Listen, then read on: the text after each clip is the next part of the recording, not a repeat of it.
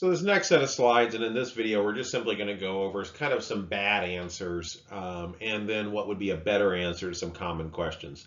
A very common question is some format of how did you become interested in this field? How did you become interested in this particular program? How did you become interested in this particular area? Never a good answer is some form of it just happened. What you're looking for here is that you want to communicate that you are, and again, we don't want to oversell, but we want to make it clear that this program is highly interesting to us, this field is highly interesting to us, and that the education that we're going to get in this program is what's going to allow us to have the career that we've always wanted. Hopefully, if you're applying to a graduate program, you actually have a passion for the field and you have a career in mind. Make this clear in your answers to this question. Another bad one is I've always wanted to help people. So just kind of this broad, and we already kind of talked about over altruistic statements in your personal statement. Same thing here. It should be fairly specific, and think about you're wanting to address why this program and how this program is going to get you to the career that you want. And that might include helping people, but what people and how will you help them? You want to make sure you have a convincing answer. How did you become interested in our program? I'm from the area. This is probably one of the worst answers you could give. It may be the truth. It may be that you're unwilling to move, you're tied to the area, but that's still not the answer you want to give. Because if that's the only answer, if you have no real interest in the program, you have no real interest in what they teach, how they teach it, and what they offer, then you probably shouldn't be applying. So even though you're from the area, you are still applying to that program because hopefully you think it'll get you to the career that you want to get to. So again, that's what you're going to focus on. So don't use this answer. Avoid it at all costs. Or the alternate, that again, you're not talking about the program, you're not talking about how it actually will assist you, it's that you picked it out because of where you want to live. And again, this may be the truth. You may have decided, I've lived in southern Illinois or central Illinois or Missouri for my entire life.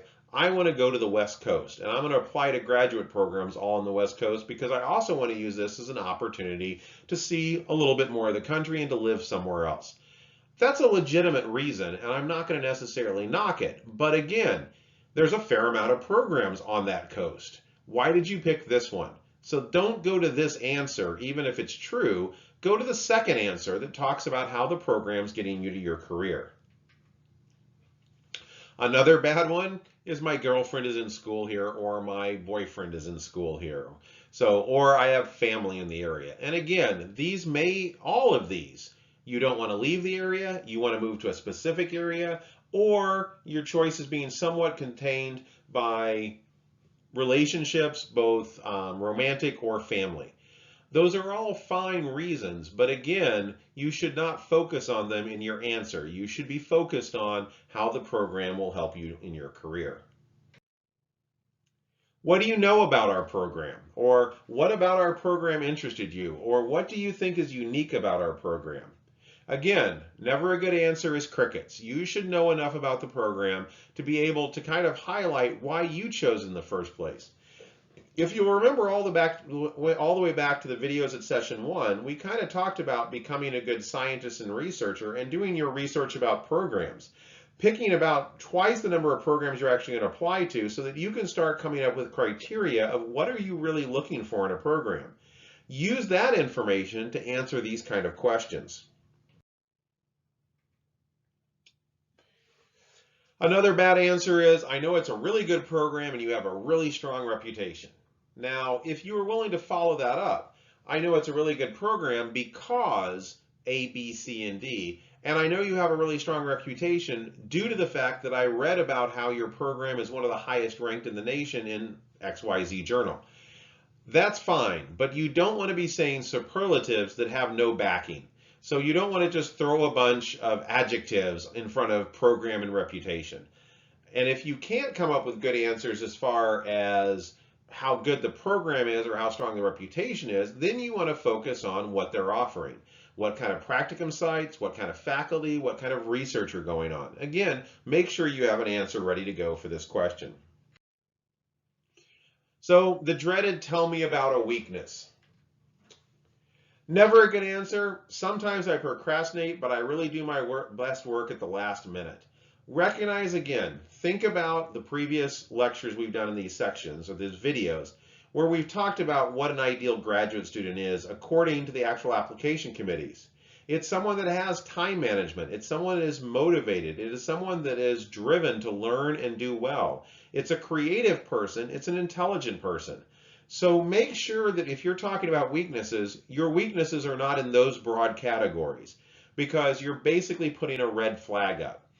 Again, I kind of mentioned this earlier. I really think a good answer to this is to basically focus on something that the program itself will help you with. So you might say, well, I've really always been a good writer and I hope to get better at that, but I've never been a great presenter and I'm really hoping that I can really focus on that skill set.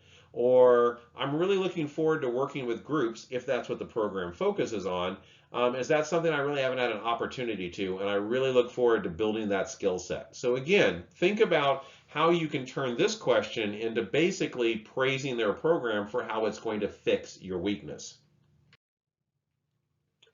What was your least favorite class and why? Now, this one will pop up a fair amount of the time, or some version. It basically is kind of asking you to be negative. It might be what was your least favorite subject in psychology. It may be what was your least favorite project in psychology. It may be, did you ever do a group project that you didn't really think was very successful? It may even be asking you about your least favorite professor. When you're getting this kind of question, you want to avoid actually being negative. And the question itself is kind of made to make you negative, but what you really want to focus on is, again, what you did to make the situation better. For instance, well, my least favorite class was a class on the history of psychology, and I enjoyed parts of it, the parts that are still relevant today, but I'm not that big of I'm really just not that interested in history. But you know what? I still knew it was important and I did my best to do well in that class. So talk about how you made the situation better and how you took control of the situation. Don't blame others and don't get drawn into being negative or attacking either the professor, the project, the group, or the class. Again, you'll often be asked, what questions do you have for us, or some version of this, and that's often the last question in the interview. And again, never a good answer is no answer. You should be ready with a series of questions. A quick note, it's not a bad idea to have a folder or a notebook with you on interviews for taking notes. It shows that you're interested and you're trying to get as much information as possible. And it's not a bad idea to have a few questions jotted down in that notebook for you to help with. You do want to avoid just reading questions from the book. You want to use it basically just as a quick reminder in case you kind of get a little addled under stress. So again, it's not a bad idea to have a notebook. It's not a bad idea to take notes. And it's not even a bad idea to have a few notes jotted down to remind you of questions you want to ask. Just make sure that you don't start reading from a book.